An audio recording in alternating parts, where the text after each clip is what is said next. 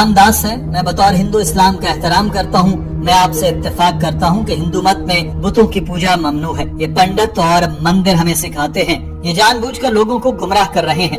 90% हिंदुओं को गुमराह किया जा रहा है कि बुतों की पूजा करो। इसके साथ साथ इस्लाम, ईसाईयत और हिंदू मत समेत मुख्तलिफ मज़ाहिब के ठेकेदार बने अफराद से भी मुझे गिला है कि वो लोगों को गुमराह कर रहे हैं। क्यों आज इस्लाम हर जगह बदनाम हो रहा है? इस्लाम का माजी अजीम शान था, मगर आज इस्लाम एक हंसी मजाक बनकर रह गया है। इसकी वजह इस्लाम के ठेकेदार हैं जो लोगों को गलत इस्लाम सिखाते हैं और अंधों की तरह जी रहे हैं। मेरे सवाल की रूह खुदा की इनायत है, इसके कोई मजहब नहीं। हम क्यों फिर इंसानियत की बात नहीं करते? क्यों खवातीन को इस्लाम में दबाया जाता है? क्यों इनको मजहब से हुकूक तो मिल गए हैं मगर हकीकत में नहीं मिलते? अगर कोई हिंदू किसी मुसलमान को या कोई मुसलमान हिंदू को खून देकर जान बचाता है तो क्या इसका भी मजहब तब्दील हो जाता है? खुदा ने इंसानों को क्यों पैदा किया है? क्या लड़ने के लिए? हमें इख्तलाफात की बजाय मोहब्बत की बात करनी चाहिए और सबको हुकूक देने चाहिए। और क्यों, अगर इस्लाम वाहिद सच्चा दीन है तो ये सबसे पहले नाजिल नहीं हुआ और कुरान पहली किताब क्यों नहीं आई? ये सवाल एक हिंदू शख्स ने किया था जो माइक पर आकर स्कॉलर्स की तरह बोल रहा था। नाज़रीन, इस शख्स ने बहुत लंबी तकरीर की जिसमें ये शख्स कई मर्तबा जज्बाती हुआ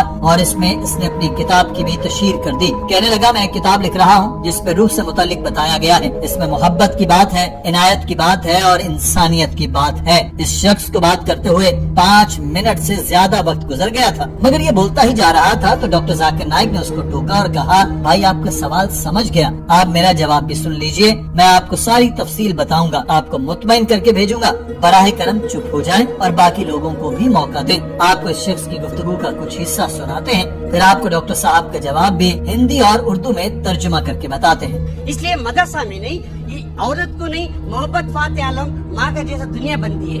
रूहानी को पहचानो, मोहब्बत करो, कानूनी अय्याशी को बंद करो। सेकंड कॉज बस रूहानी को नहीं पहचाने। सो ये अंधा इंसान नहीं, जिंदा रह के भी नहीं, अंधे के जैसा कई को जी रहे। मोहब्बत फाते आलम। नाज़रीन, डॉक्टर जाकिर नाइक ने इस शख्स के शुक्रिया अदा किया कि उसने इस्लाम के बारे में अपने जज्बात का इजहार किया। डॉक्टर साहब ने कहा कि मैं आपसे इत्तेफाक करता हूँ कि मजहबी ठेकेदार बहुत हैं जो मजहब को बदनाम कर रहे हैं। ये नहीं होना चाहिए, मैं भी मानता हूँ ऐसा नहीं होना चाहिए, मगर लोगों को इसमें खुद भी अपना हिस्सा डालना चाहिए और सवालात करने चाहिए। जहाँ तक दूसरे मज़ाहिब के पेशवाओं की बात है तो अपने मानने वालों को अपने ही मजहबी सहीफे पढ़ने से रोकते हैं, और जहाँ तक इस्लाम की बात है तो मैं तमाम स्कॉलर्स को मुर्द इल्जाम नहीं ठहराता। कुछ काली भेड़े हैं जिनकी मजम्मत की जानी चाहिए। बहुत ही छोटी तादाद में मजहबी लीडर हैं जो गुमराही फैलाते हैं। मीडिया सिर्फ उन चंद स्कॉलर्स को ही उठाता है और कहता है कि इस्लाम यही है, ये जो स्कॉलर्स बताते हैं। मजबूरी तौर पर हम तमाम स्कॉलर्स की इज्जत करते हैं, उनका एहतराम करते हैं और उनको मानते हैं क्योंकि वो अच्छी चीजें बताते हैं। दीगर मज़ाहिब की अक्सरियत ये नहीं करती, वो सहीफों को छुपाते हैं और उनकी पैरवी से रोकते हैं क्योंकि वो नहीं चाहते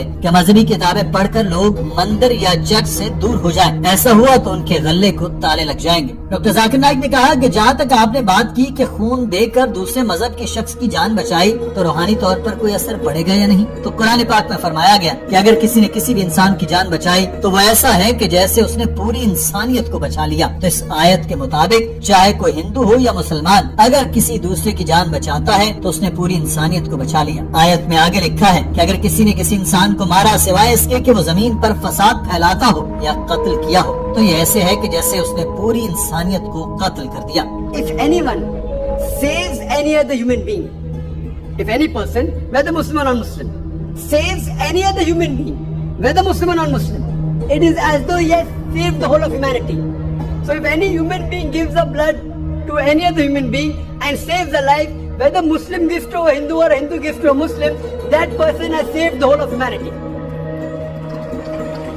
The ayat further says, if anyone kills any other human being, unless it be for murder or for creating corruption in the land, it is as though he has killed the whole of humanity. Doctor Zakir Naik ने कहा कि जहाँ तक आपने इंसानों की तख्लीक का सवाल किया तो इसका जवाब सूरह मुल्क में दिया गया है कि ये अल्लाह है जिसने जिंदगी और मौत को पैदा किया ताकि देखे तुम में से कौन अच्छे अमाल करता है। किसी की जान बचाना अच्छी चीज है, मगर किसी की आखिरत को बचाना उससे भी बड़ी बात है। यही वजह है कि मैं ये काम कर रहा हूँ। میں میڈیکل ڈاکٹر تھا کیونکہ یہ انسانوں کی جان بچاتا ہے، مگر قرآن میں لکھا ہے کہ اس سے بہتر کون ہے جو لوگوں کو اللہ کے راستے پر بلاتا ہے۔ یہی آیت پڑھ کر میں نے دعوت کا کام کیا۔ میں میڈیکل ڈاکٹر کے بجائے روح کا ڈاکٹر بن گیا، جو بہترین پیشہ ہے۔ کسی کو خون دے کر اس کی جان بچانا بہت اچھا ہے، مگر کسی کو سچ بتا کر اس کی آخرت بچا لینا کسی کی جان بچانے سے زیادہ بہتر ہے۔ جہاں تک آپ نے انسانیت کی بات کی تو میں کہتا ہوں کہ آئیں اس چیز پر عمل کرتے ہیں جو تمام مذاہب میں ایک جیسی ہیں اور تمام کتابوں میں لکھا ہے کہ ایک خدا ہے، آخری نبی نے آنا ہے۔ آپ نے یہ بھی پوچھا کہ کیوں قرآن پہلی بار ہی نازل نہیں ہوا اور کیوں حضرت محمد صلی اللہ علیہ وسلم سب سے آخر میں آئے، تو اس کا جواب یہ ہے کہ تمام مذاہب کہتے ہیں کہ ایک آخری نبی آنے والا ہے۔ گوسپل آف جان میں کہا گیا کہ میرے پاس تم سے کہنے کو ابھی بہت سی باتیں ہیں لیکن اب تم ان کو برداشت نہیں کر سکتے، لیکن جب وہ روح حق آئے گا وہ آپ کو تمام سچائی میں رہنمائی کرے گا، کیونکہ وہ اپنے بارے میں بات نہیں کرے گا لیکن جو کچھ وہ سنے گا وہی کہے گا اور وہ تمہیں آنے والی چیزیں بتائے گا۔ یہ سب آخری نبی حضرت محمد صلی اللہ علیہ وسلم کی طرف اشارہ تھا۔ ہندو صحیفوں میں بھی آپ صلی اللہ علیہ وسلم کی آمد کی نوید سنائی گئی ہے۔ جب آپ صلی اللہ علیہ وسلم آ گئے تو قرآن پاک نازل ہوا اور آپ صلی اللہ علیہ وسلم نے سب کو رہتی دنیا تک دعوت اسلامی دے دی۔ اگر آپ صلی اللہ علیہ وسلم شروع میں ہی آ جاتے تو لوگ آپ کا پیغام نہ سمجھ پاتے۔ یہ ایسے ہی ہے جیسے کوئی براہ راست میڈیکل کالج میں نہیں جاتا بلکہ پہلی، دوسری، تیسری، پھر پرائمری اسکول، پھر ہائی اسکول اور پھر کالج میں جاتا ہے۔ اسی طرح اللہ تعالیٰ جانتا ہے کہ شروع میں انسان اسلام کا پیغام نہیں سمجھ پائیں گے، ان کو پہلے تیار کیا گیا۔ پھر 1400 سال پہلے جب اللہ تعالیٰ کو علم تھا کہ اب انسان آخری پیغام کے لیے تیار ہو چکے ہیں تو اس نے آخری نبی صلی اللہ علیہ وسلم کو بھیجا اور قرآن پاک نازل کیا۔ اس سے پہلے بھی جتنے کلام آئے اور جتنے بھی پیغمبر آئے انہوں نے توحید کا پیغام دیا۔ سورہ مائدہ میں اللہ تعالیٰ نے انسانوں کو مخاطب کرتے ہوئے کہا کہ میں نے اپنا دین مکمل کر دیا۔ اس پیغام کے بعد مذہب میں کوئی چیز شامل کی جا سکتی ہے نہ ہی نکالی جا سکتی ہے۔ اگر عیسائی کہتے ہیں کہ اولڈ ٹیسٹمنٹ اور نیو ٹیسٹمنٹ ہے تو قرآن پاک فائنل ٹیسٹمنٹ ہے، یہ اللہ تعالیٰ کا اعلیٰ ترین کلام ہے۔ All the scriptures say about one God. You have to believe in prophets and the final prophet Muhammad. But the basic is the same. The details may differ. But Allah says in Surah Ma'idah chapter 5 verse number 3, on this day have I perfected my religion for you, have chosen for you Islam and perfected my favor on you, that is the humankind.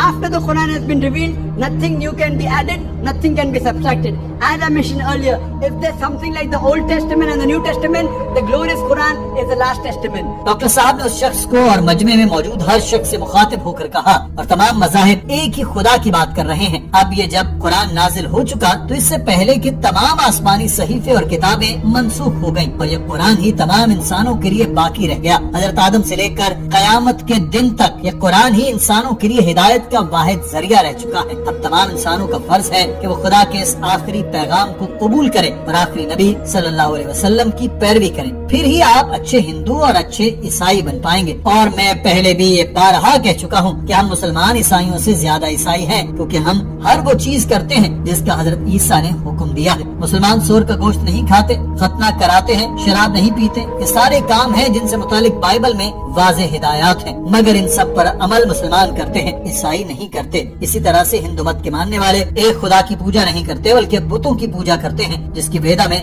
واضح ممانعت کی گئی ہے۔ اگر ہم تمام لوگ اپنے اپنے صحیفوں میں لکھی باتوں پر عمل کریں تو ہر شخص ہی مسلمان ہو سکتا ہے۔ ناظرین، آج کی ویڈیو کے بارے میں آپ کی رائے کیا ہے؟ کمنٹ سیکشن میں ضرور آگاہ کیجیے گا۔ اپنا خیال رکھیے۔ اللہ حافظ۔